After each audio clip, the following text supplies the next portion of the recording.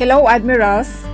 This is our fifth and last series of our virtual student orientation for the elementary and high school levels. We started last Monday with a welcome message from our school president and the message of hope to our students. Last Tuesday, Ma'am Michelle from our guidance office shared to us some tips and how to adjust to remote teaching and learning. Last Wednesday, you had your paper orientation for students and parents in the middle and junior high school. And yesterday was the orientation on the use of CCDC LMS or the Learning Management System. If you haven't watched these videos, we encourage you to go over these videos because these will guide you as we navigate through the remote teaching and learning during this pandemic. And please don't forget to subscribe so that you can receive notifications every time we upload further updates and announcements. And this time, we're going to talk about student welfare and discipline during remote teaching and learning. With the new setup of education in the new normal, where students are confined in their respective homes, student welfare is still our first and foremost concern. CCDC is doing its best so that learning and our academic support services continue in spite of the pandemic. We would like to remind you that even while at home, you are still expected to comply with our school policies, especially our code of conduct, as they still apply to the way you behave and interact with your teachers and classmates in a distant, remote, or online environment. You are responsible for proper behavior at all times, and the school will still impose disciplinary sanctions for erring students if necessary. Maybe some of you are asking why there's a need for student discipline when students will be learning from their homes anyway. Apay kasapulan pa'y ayati disiplina kat awan mo ti estudyante iti eskwelaan. Or can school authorities impose disciplinary measures to students for acts done outside the school premises, especially during remote distance learning? The answer is yes. On campus or off campus, the school retains its duty to discipline and may compel its students to conduct themselves in public in a manner that would reflect the norm of conduct compatible with your standing as members of the CCDC community. This is not only a CCDC policy, but it's a mandate to all educational institutions by our Constitution and other existing laws.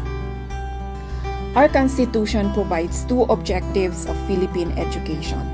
First is to protect and promote the right of all citizens to quality education.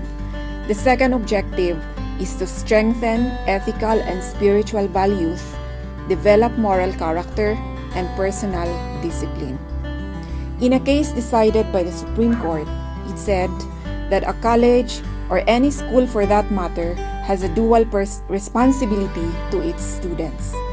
One is to deliver quality education, and the other is to help them grow and develop into mature, responsible, effective, and worthy citizens of the community. It further said that discipline is one of the means to carry out the second responsibility. So please don't hate your teachers if they try to discipline you, because that's part of your formation to become responsible and worthy citizens of the community. Teachers are not freed from this responsibility even during remote teaching and learning.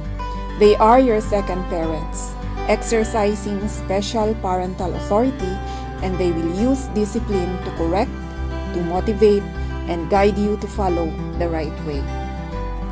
And this leads us to the next question. What about the role of parents? What is the role of parents in educating their children in the new normal? Regardless of the mode of delivery, whether face-to-face or remote learning, it's the parents' primary responsibility to educate and discipline their children. A lot of webinars already emphasized that the right and duty to educate the child belongs essentially and naturally to the parents. Our Constitution provides that education of children is a primary duty and obligation of parents, and the same is merely delegated to the state and educational institutions. But take note that the duty and obligation of the parents to educate the child isn't just about accumulation of knowledge and skills. Our laws also provide that parents have a duty to the values formation and personal discipline of their children.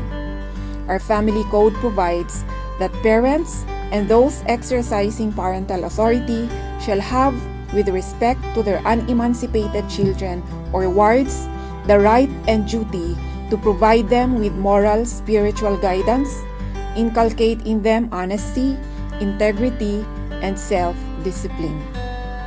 So from these laws, we can see that the state and the school merely assume a supportive role in the education and formation of our students. And what about the role of our students? The obligation of the school to educate students implies a corresponding obligation on the part of the student to study and obey the rules and regulations of the school. Behave in such a way that reflects the positive values that the school inculcates in its students. Always treat everyone with respect, dignity, and kindness, especially in your online interactions. Conduct yourselves responsibly and honestly. Strive to finish your academic tasks with integrity and honesty. Lastly, obey your parents. This is not only a commandment from the Bible, but it's the first commandment with a promise. Honor your father and mother, that all will be well with you and you may live long on the earth. So to conclude, we are all familiar with the ancient proverb that says, "It takes a village to raise a child." Parents, teachers, and learners are all part of that village. So let's all strive to do our part, because good things come to those who do their tasks, greater things come to those who persevere, and best things come to those who do not give up.